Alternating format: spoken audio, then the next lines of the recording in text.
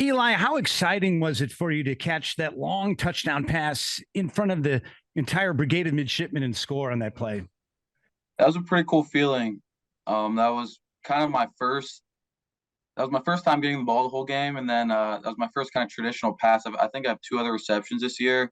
They're both kind of bubbles. So getting that ball downfield, I saw the safety take the running back, and no one was there, so I just ran down the field. Blake delivered, and it was just ran in the end zone. It was a cool feeling. And how cool is it playing the slot back position because you have the opportunity to make these big plays? I mean, you had the huge, 68-yard passing play, but also that big touchdown run. So an opportunity for you to get into space. Yeah, I think it's a really unique position. I think you're really doing everything here. You're kind of a traditional running back, but you're also going out, getting bubbles, getting screens, running traditional routes. And on top of that, you get to block too. You block the linebackers, block the safeties, block the corners. You're really doing everything, and I'd say it's definitely a unique position. There's not many other positions like that in other offenses around college football. So. Do you feel that you've benefited by having some new eyes coming to the offensive coaching staff with this opportunity you've had to get into the starting lineup this season? Yeah, absolutely. I think, with a change at my position coach and then obviously a change offensive coordinator, not only, I think the offense is a little more diverse. We're doing more things compared to last year. And I also think definitely having a new set of eyes kind of gave everyone all the slots and pretty much everyone on offense an equal opportunity coming into spring ball to really display their skills and what they're able to do. So I think that kind of set me up to put me in the position where I'm at now. So. And finally, in this offense, you guys are fifth in the nation in rushing. What's been the secret this year to this offense doing so well on the ground? I really do think it starts up front. We have more than five dudes. 7 or 8 dudes that kind of go in an offensive line that are really just, they're playing their tails off. They're physical, just gritty, moving. I think that a lot of the O linemen don't really get credit for how well they move. They're really agile for their size. It's pretty impressive. A lot of them are kind of nimble on their feet. So I think it does really start up front. And I think another big thing is just, I think we give a lot of looks to the defense, and it's hard to know exactly what we're doing. A lot of different personnel, a lot of different formations. So it's definitely a hard offense to kind of get a grasp of. Thanks a lot, Eli. Good luck. Thank you. Thanks. So when we talked to Alex, he said he was not a traditional tailback as you would have like I formation tailback, that he played a lot as a slot, but he got handoffs on jet sweeps or might go in the backfield as a Whatchmandigger formation. What was your role when you played in high school? Were you a wide receiver? Yeah, so I would say my role, I was more of a traditional wide receiver, and then when I wasn't in the slot, Alex would be in the slot, vice versa, if that makes sense. And then when he was at running back, I'd be at slot, or when he was at slot, I'd be at receiver. So, I'd say I was primarily playing slot or like a traditional outside receiver, and then I'd get a handful of wildcat snaps too. So Alex was saying you got recruited after him, but you committed first. What's your kind of recollection of how it all came together that you all ended up here as a package deal, if you will, from Mount Lebanon? Yeah, so he definitely had the offer before me. He was getting recruited before me. I think, I'll be honest, he definitely had a better junior season than I did. I think his film was a little bit better, so he had some opportunities earlier than I did. But I had a good camp. I came down to Annapolis for the first time for a camp, and I performed well, and I got the offer a few weeks later, and then I ended up committing pretty quickly. This was this summer going into my senior season. I think late July, if I remember correctly. So I committed before him, and then he going into our senior year, he wasn't committed or anything. And I remember I was just always in his ear trying to get him to commit here. I was working with Coach Yo, trying to pull him in. And then I remember he ended up committing a few months later. Didn't announce it immediately, but that's kind of how that whole process went.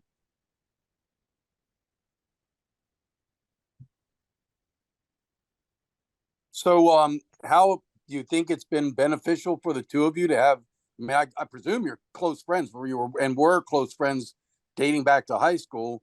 Has it been helpful for you as plebe summer sucks, but you got somebody that you can rely on for support, and then just the whole process, has that been good for the two of you? I presume you drive back and forth to PA together. Yep. Yeah. So, I would say we were best friends in high school. We were always hanging out on the weekends. Obviously we were doing stuff together with football, but we were always together, always pawing around back home. And so just having him, like completely putting football aside, just having him coming here with me for the whole, changing to like the military lifestyle, that made that whole process easier. Coming into plebe summer, walked, we came into plebe summer together. We went through I-Day together. And just having him kind of like by your side, it made the whole process a lot easier of transitioning. And then here too, I mean, we're still best friends, still hanging out on the weekends, doing a lot of stuff together. So it's definitely been awesome having him here. I had class with him last period, which is funny, but we're still really good friends here. It's awesome. So what, talk about that transition from being a wide receiver to a slot. It's a lot of different elements involved, but a lot of the same skills are required. I mean, did you feel like, was it a difficult transition, and if so, what were the hardest parts? But I mean, you seem to have here as only a sophomore to have made it pretty quickly. Mm-hmm. I would say the most challenging part of transitioning to this position, it wasn't really physically. I think a lot of the skills you have as a wide receiver transition well over to being a slot back in this type of offense. The hardest part was the mental part and just understanding what you have to do at this position from a schematic point of view. It definitely took me a while. I would say last year, my first fall camp and even into the fall season, it took me some time to become familiar with, the scheme. That was really the hardest part for me. The route running and the ball carrying, that stuff transitioned over pretty easily. Nothing really that different there. The main part was just understanding, from a schematic point of view, what I needed to do to, be a good player in this offense. Thanks. Yep. Pete Medhurst. Eli, the fact that you guys were able to hit on a play like yours this weekend, and those plays seem to be there right now within your concepts, is that exciting to know that if all 11 guys are on the same page, there's potentially more of that out there for you guys as an offense? Yeah, absolutely. I would say, you could see it in the game against South Florida. There were a few opportunities downfield with some passing, and it really just boils down to us executing. I think the coaches are putting us in the right position to, make plays with the calls. I just think it really boils down to each player in the field doing their 1/11th, their job. So I think that's the biggest thing moving forward, making sure, as a unit on offense that we're really just executing our job. I think that's the biggest thing. What's it like to go from, and you're a football player, you've been playing football your whole life. You go from, playing on scout team and making small contributions last year to all of a sudden, boom, back to making full contributions again. Is the tougher part of that more mental than physical, or a little bit of both? Yeah, I would say the main thing is mental. If you're repping scout team, you're not really contributing on the main offense like I was last year. I was contributing in different ways. You're still working physically, kind of doing the same things, just your role is a little bit different within the team. I think the main thing now is just mentally being prepared. A big thing is just going in. Our first game against Notre Dame, mentally preparing for that was tough, but it's just something you have to do. And I think definitely the most challenging part is preparing mentally. How much of a challenge is it from a verbiage standpoint, comparing even your high school offense to what is asked of you all now, trying to learn the playbook and knowing where everybody is supposed to go on each and every page? Is it a drastic difference from what you did in high school to now, or is it similar? I would say it's definitely a pretty big jump. I go from in high school, I'm primarily split out. I'm either in the slot or receiver. So, before it was kind of, it's either, the route concept, or you're kind of just blocking the man over you typically. Now, you're split in. There's 4 or 5 different players you could possibly block as a slot in this offense. And just understanding, the different fronts, the scheme of what you're running, and like the angles and the approach and the steps. There's a ton of things that go in to even just the blocking standpoint. I would say that it was a pretty big jump. It took a lot of, practice over last year in the spring to really get familiar with, with that part of the game. Appreciate it. Yep. Thank you. We'll make one more trip around. Scott Wyckoff. Eli, how big a game is this for you guys? You've had a couple tough losses playing at home before you go on the road again. How important is this game against North Texas? I think it's huge. We talked about it yesterday as a team, how easily we could be 3-1. You look at both the Memphis game and the South Florida game. There are 3 or 4 plays in each of those games that, we played differently, that the outcomes of those games would have been way different.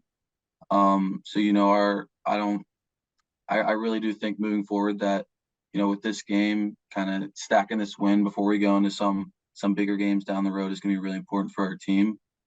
Just kind of, boosting our confidence, and just, this is going to be a crucial game for sure.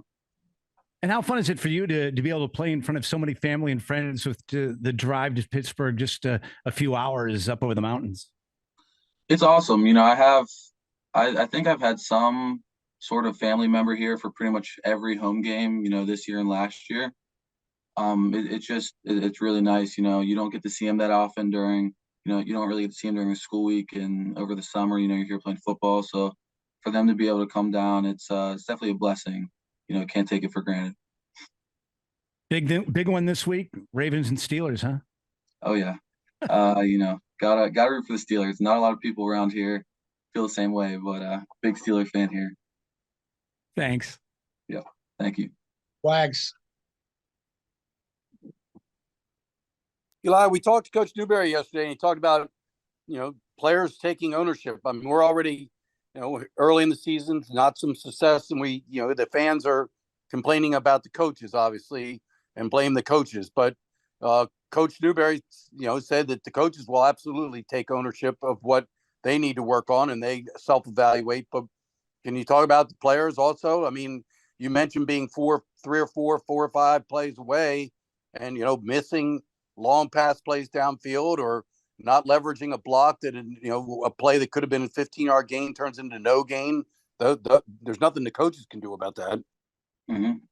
Absolutely. I would say, for all the players, I know it pretty much, I can say this for everyone on the team, everyone is, really critical of themselves, and they, take the time to understand what they're doing wrong in the game and what they need to improve on. I think the biggest thing moving forward is just, in practice, really making sure that we're focused, and that the things we're doing in practice, the mistakes we make, don't kind of bleed into the games. And then I think, on game day, just we really gotta, pull the strings together and make sure that we're just executing the way we know how. I think that's the biggest thing going forward. So you mentioned Marcus Thomas here, getting a new coach. He's not the coach you had in the spring. Mm-hmm. Former Navy slot back. He pretty intense guy. How do you like Marcus as a coach? I love him. He was a slot back here, a student here. Not only was he slot back here, he was a really, really, really good player for this team for a handful of years. So, having him kind of with that prior experience, not only does he understand, what it's like being a football player here, but he also understands, what it's like being a student at the academy. So he gets it. And I think we're all really on the same page. So, he's done a great job, I think, with everyone. I think I've improved drastically as a player with him as my coach. All right, thanks, Eli. Yep. Thank you. Hey, Eli, you come from a part of Pennsylvania where football is king, and kind of a blue collar mentality. Does that kind of fit perfectly with the Naval Academy and the culture of the football program? Absolutely. This was kind of something I was thinking about when I was committing, just a little bit. That wasn't a main factor of me coming here, but you look at Pittsburgh and it's kind of, people think of it as a grittier steel town, a lot of blue collar people. And then, when we think about the culture we have here at Navy, everyone kind of talks about it. We have to be willing to be tougher and, have that edge and play a different way when compared to a lot of, the other teams that, that we're going to go against. For example, like it's December and we're out there and it's, 28 degrees and raining. We don't have an indoor facility. We're just, we're stugging it out in a way, with a lack of better words. But, we kind of have to, play with that edge, with that grittiness, to make up for some of the things that these other schools have that we don't. I think a lot of people here really, play with that edge.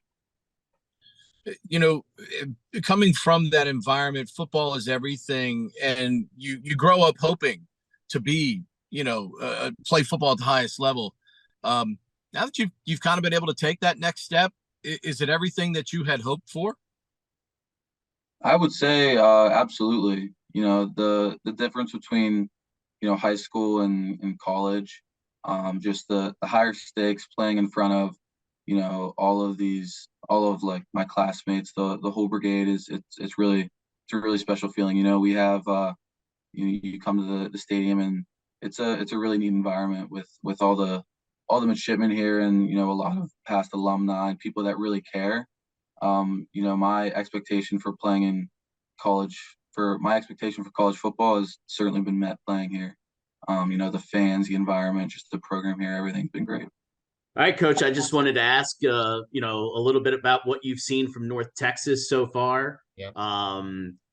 Look pretty strong on the defensive line, but just give us your thoughts on what you've seen so far from North Texas. Yeah, absolutely. They've gotten better every game. When you go back and you watch the catalog of games from the season, from game one through last week, they have made a lot of improvement. They're moving around a lot better. Schematically, they're very multiple in what they do within their base system. They've got some kids that can run. They have a defensive end that number 44 that's a really good player for them. So they're definitely an improving defensive unit. There's no question about that. When you look at when you look back at from last week's performance, early on a couple 3 and outs, but then as the game went on, I thought first down, you guys really started to execute as the game went along and really got some productive plays on first down. What was the change and sort of from that perspective last week, and then looking at last week's game and going into this week, what are the one or two things that you're really trying to hone in on? Well, it continues to be our focus is consistent execution. And that's, that is the crux. When we are consistently executing, or we're executing like we need to, then we move the chains and score points. It's really that simple. And so the difference in those first down plays, quite honestly, was, execution, just doing a better job of doing our jobs, so the encouraging thing continues to be when we do that, we're pretty good. We can move the football and create explosive plays and things of that nature, so we've got to continue to hammer away at that. We got to continue to coach them up to create consistency, pull the thumb there. And, I know our guys are going out and they're working hard. And I'm incredibly proud of them for that. They haven't wavered in that. And that's the reason that, we've been able to make the progress that we've made this season so far. We have to be more consistent, and we have to minimize catastrophic errors, obviously. What has been sort of your message? We talked a little bit on Monday about the quarterback situation, but when you're talking to the room, what's your message to those guys about being prepared, and sort of how much do you take like the next couple of days into how you figure out what you do on Saturday? Yeah, absolutely. Well, that's what the work week is, right? It's honing in, it's putting in the plan, it's circling the things that you like from practice and you see on tape. It's conversations with the players. Hey guys, is this too complicated? How do you feel about this? The feedback is important as you move through the week, as you get a feel for the things that they have the most confidence in, and as you continue to hone in the detail of the assignment, right? And that's a a day in, day out thing that occurs obviously in meetings as well as on the practice field, and you keep chipping away at it right up to kickoff, right? And so we're definitely attacking that. I've spoke to some of the methods and things that we're using that have helped. You can see that there's evidence of that on tape, but also feedback from our players that, hey, yeah, coach, this is helping us prepare for the game. So, we got to keep hammering away. And as coaches, we got to keep looking for every avenue to help them do that. Thanks, Coach. Yes, sir. Scott Wyckoff. Yeah, Coach, what's been the thing that stood out to you about getting the running game to where it is now, even as you continue to improve, where you're now fifth in the nation, really moving the ball on the ground? Yes, sir. Well, I think the biggest thing is, and I've mentioned this the last few weeks, is our offensive line. Those guys are working hard and buying in, and their effort has increased every week. They're playing harder as each game comes. They're practicing harder. They've done a great job buying into what we're asking them to do. And I'm extremely proud of the progress that they've made over the course of the season. I don't know, and I know I'm somewhat repeating myself, but it's the truth. And, in 24 years, the amount of improvement that they've made week to week, I'm not sure I've been around a group that is improved as much, so that's a credit to each of those young men, their commitment, to our cause and what we're doing. I'm very thankful and proud of their effort. And they know that we still have a lot of improving left to do. And that's really the best part is they came in the meeting hungry yesterday, ready to go back to work. And so I think that's the key ingredient there. I think, we obviously have some talented running backs, that are carrying the football well. So all of those things obviously play a part. Perimeter, our skilled players are blocking well downfield as well, which creates some chunk plays. What was it that you saw in Eli that you continue to see now that made the move not only to running back, but also explosive plays, a long touchdown catch and a long run that found the end zone? Eli's got great hands. He that was something that has become very evident, through practice, is his ability to catch the football. And then what he does with it after he catches it. It's quite honestly been confidence that we've gained in him through his practice habits. He's done a great job working at practice. In some of these things, these things that you're seeing in games, you're seeing it on the practice field first. So obviously you have a lot of confidence when that's the case. And then he's done a tremendous job when he's gotten the ball in games. And Coach, when you look at a player like that, I would imagine other players would also look at that and see, boy, he was a plebe last year, has been able to go all in with what the program is and finds himself a spot. Other guys say, hey, do like that, and I can find a spot in the lineup. There's no question about it. And there are a lot of guys you can point to like that, right? That are progressing and having good years, that are younger players or guys that maybe haven't contributed as much through their career, but they're finding a way to help us, and so there's absolutely a vibe in our offensive unit room right now of that is really positive. Guys, feeding off each other and seeing hard work pay off. And that has a lot to do with the progress that we are making. Although again, we all know that there's significant amount that needs to be made. Thanks, Coach. Yes, sir. Wags. Coach, obviously they were stacking the box with 10, 11 men. It was difficult to run between the tackles because of that. I had thought that the short passing game was going to be a way to open that up to get some short yardage plays with that, in a situation where they're trying, they were selling out to stop the run. Was there something that South Florida was doing defensively that made it difficult to run those short passing game concepts? Well, we implemented them. The second play of the game is an example of that. We threw the ball 11 times.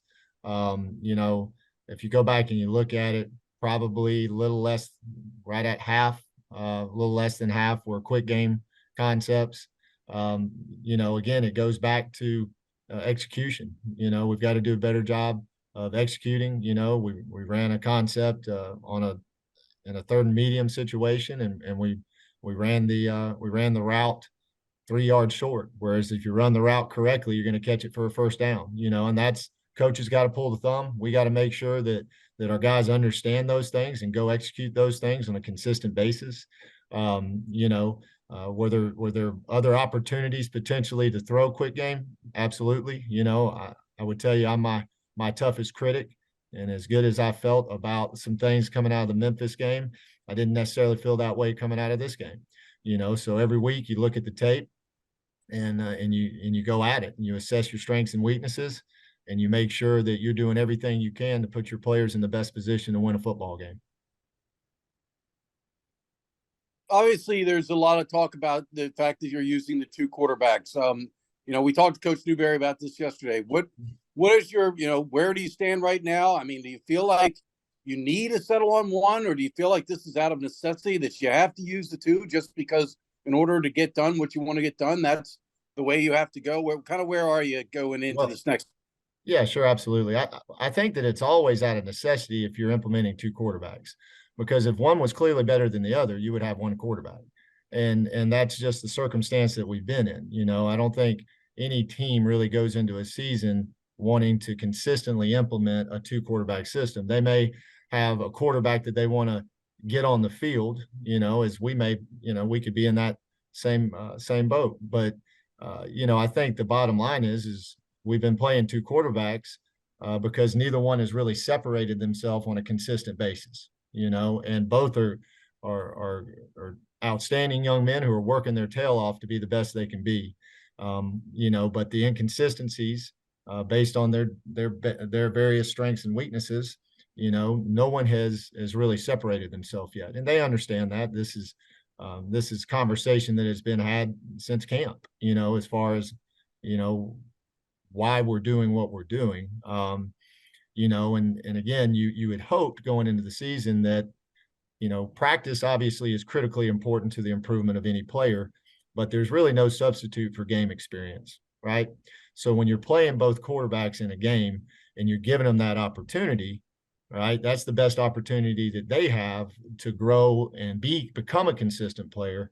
And unfortunately, through the course of these early games, we haven't really seen a single guy emerge that separated himself, right? So you've been continuing to move forward with this plan. Now, I do think that you have to, every week, as I said a moment ago, assess your situation and say, all right, what's best for the team now? And so that's where we're at, and we're making those decisions this week. So you had mentioned last week that you didn't feel that Braxton was quite ready, but Coach Newberry seemed to indicate after the game and again on Monday that he feels like maybe Braxton has to get ready. Sure, absolutely. There's no question. Thought on where Braxton is. Yeah, absolutely. So Braxton has continued to make progress every week, and that has been really encouraging. I'm in total agreement with Coach Newberry. I think the things that Braxton brings to the table warrants a hard look on our part. And, and again, as we go through practice this week, we're assessing, all options are on the table. Thanks, Coach. Yes, sir. Hey, Matt Hurst. Coach, at least in the short amount of time that you guys have played, the last two games clearly have looked much different than the first two. And it's almost becoming defined what strengths and weaknesses each of the first two candidates have had at the quarterback position. However way you all gauge it as a team, how much production do you feel that you guys are missing just because of that inconsistency at that particular position right now? Well, I'm not going to pin it on one position, right? This is a team game. And obviously when you have a consistent situation at quarterback, it helps every offense, right? But it's absolutely a team game. I'm not going to pin it all on the quarterback. Of course, when your quarterback is consistent, the offense is going to run better because it is the most important position on the offense, right? Don't tell the O-line I said that, but you know, you've got to have that guy that can run the offense and allow your offense to consistently function. There's no question about that. I'm not minimizing that. In the circumstance we're in, everybody has to play very well and do their job. And so yes, there have been circumstances where we all feel like we've left points on the field this year. I think the last 2 ball games are great examples of that. They could have very easily been 14-point wins rather than what we're in, right? And as a coach, my first the thing that I'm always going to do is look in the mirror and pull the thumb. What can I do better to help our football players? Because that's my job. And so we're doing that on a daily basis. And as I said, there's not a young man on the offensive unit that's not working his tail off to do his job consistently. And I know we're going to get there. We're right there on the cusp. I've been telling the guys, you can see it coming. It's just a matter of when the dam's going to break. At the same time, when this team has been going gangbusters, you see guys running wide open in the secondary. From that standpoint, from a concept and philosophy standpoint, at least, happy to see that and knowing that the concepts at least still work. Yeah, absolutely. That is, as you guys saw in the second play of the game, we had an opportunity to hit a big play there. They cut a guy totally loose, and that wasn't the only time. So, schematically, I think there are obviously some encouraging things, but scheme is only as good as execution, right? So, we got to keep hammering away at that. And I know we will. We're getting there. We're getting there. We got to stack reps. We got to stack execution. But yeah, I'm absolutely encouraged by the things we're doing schematically.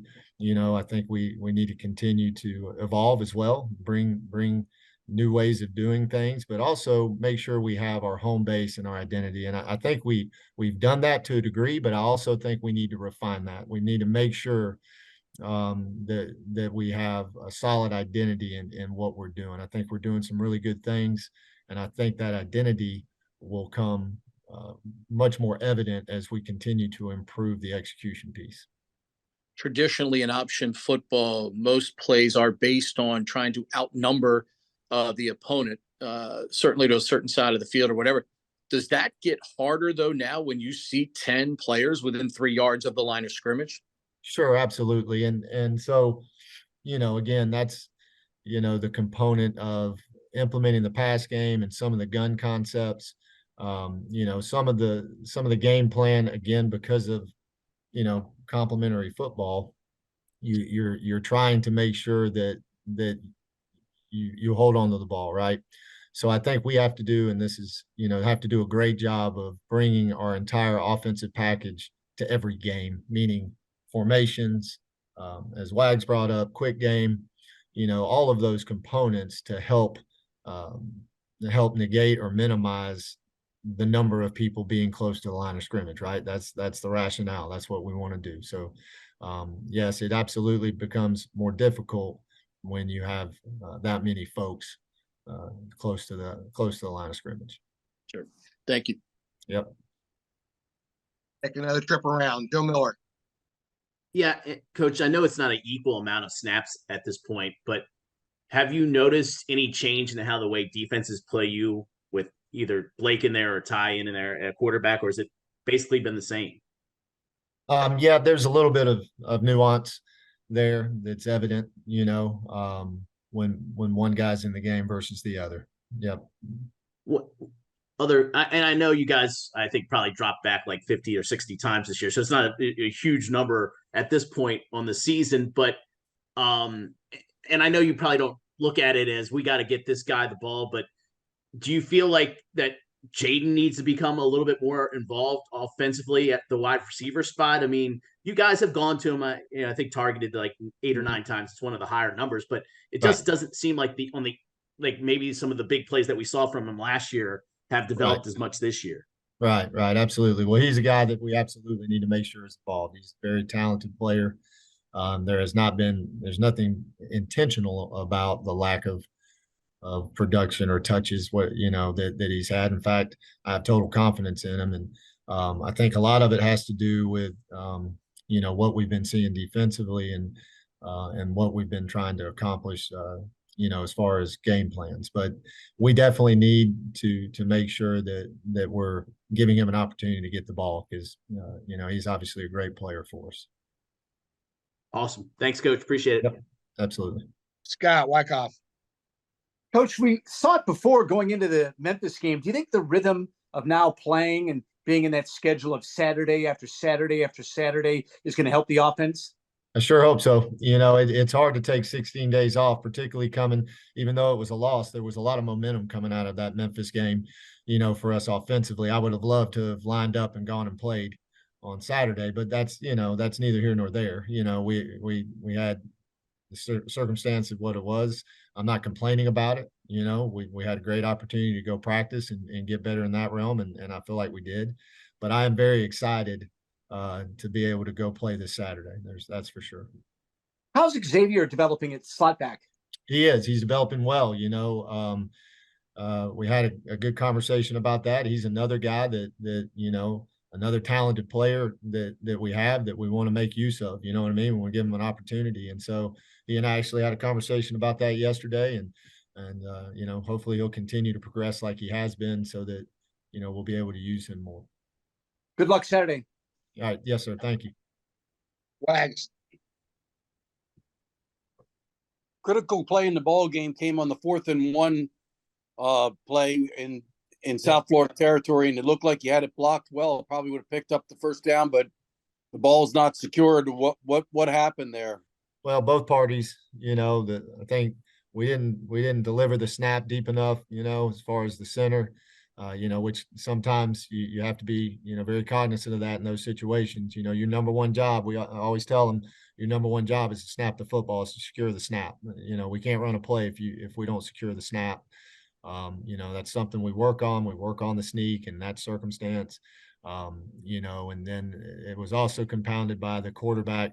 He's got to make sure he really rides those quarterback sneaks. Because of that, he needs to make sure that he's really up in there and following the center so that he can secure the snap. And bottom line is we didn't do a good enough job of that, and it created that situation, that circumstance. So the offensive line, I mean, what's your take on how they played to date? I think there's several guys that have graded out well as, based on a certain, publication or metric. Just kind of tell me what you think the O-line is and, who in particular has kind of been leading the way on that unit. I'm very encouraged by the offensive line, very encouraged by their progress. I mentioned it earlier in our interview today. I'm excited about where we're heading in that room. I'm excited about their headspace, the way they come to work every day, and it's paid off. They've been doing it now for, since the Notre Dame game. I think that was a real wake-up moment for the guys, and they have embraced what they need to do to continue to get better every week. There's absolutely room for improvement, which they would tell you, because, they're communicating it, post-practice, hey, coach, I need to, what can I do to get better at this? So their attitude has been great. I'm very encouraged by that. I think Javon Bouton, if you go back and you watch the first touchdown, the second touchdown of the game, we're on about the 4-yard line and we basically run the quarterback sneak and Brent and Javon road grade the guy about 2 yards deep in the end zone. That was a huge moment, quite honestly, for our offensive line. That shows you the progress they're making. I had a couple guys say that looked like Navy football, which is a huge compliment, and they came off the ball and they rolled those guys out of there. So, I know Bouton is absolutely making a lot of progress, but quite honestly, it's hard to single out just one guy. They all are. They've all made some progress, and, some guys continue to need to improve a little bit more than others, but they've all made progress. So I may have asked before, but I'll ask again. Are you using a third tackle and guard much, or are you getting a third guy in there to give those guys a blow? Yeah, so we've got Connor McMahon, Sam Glover, and Trey Cummings are all rotating at tackle, right? Ben Purvis Javon Bouton, and Pena, Josh Pena are rolling at guard. Have you used the center since Lirion went out? Have you used anyone but Brent at center? Not in a game. Right. Okay. All right. Thanks, Coach. Yes, sir. Hey, Matt Hurst, take us out. As the season has gone on, and clearly for you and Coach Newberry, and not necessarily as you evaluate the other assistant coaches and position groups, but the fact that you're seeing so many more players emerge, is that exactly what you hope for week by week, as you're seeing a lot of talented guys emerge at a lot of different positions on offense? And yet at the same time, what's the challenge to getting all those guys in a game? Because you just, for you. it's exactly what I was going to say. The challenge is getting all these guys in the game. It's obviously very encouraging. And, we're talking about Jay, and the opportunity to give him touches, right? And so it's really a good problem to have. And it's going to create an opportunity for us as an offensive staff to really build and do things, to help implement or help, prioritize getting certain guys the ball, right? So that's going to help us as we move forward through the season, continue to be creative and do some things there. I was going to say too, you and I talked about this back in August about Cody eventually moving to the tight end spot, and he did get some snaps there. Mm-hmm. Is that an area at some point you hope to be able to utilize in more than just a blocking capacity right now if the situation arises? Absolutely. And with him implemented in that position, we did throw the quick game stuff right with that, and again, he's functioning as a tight end and a wide receiver. That's the way, that we're approaching it. He's a hybrid guy, and really we're using Kamari in that same capacity as well. They're both bigger guys. They can do some of the dirty work that tight ends, are asked to do. And so, we're implementing both of those guys in that capacity right now as we continue to build out that room, as we, recruit and bring in new classes. How much do you and Ivan have to be more psychologist right now than football coach at that position? Sure. I've joked through the last probably 10 years of my career. I wish I had gotten a psychology degree, just because that's the nature of coaching. Right. And, so it's like I said, both Blake and Ty are outstanding young men, and they want to help our football team, and they want to be great teammates and great players, and they are, and they understand the things that they need to improve on. So they're coming to work with a great attitude and a great work ethic every day. And that's why I know that, as I said earlier, the dam's going to break and it's going to come together. So definitely, having a good mix of accountability, but also encouragement to keep those guys moving forward. So confidence is so important, right? And we've talked about that in one of the most exciting things that has occurred through the course of the season thus far is the growth in confidence on the offensive side of the football in general. So continue to keep those guys confident and moving forward is obviously very important.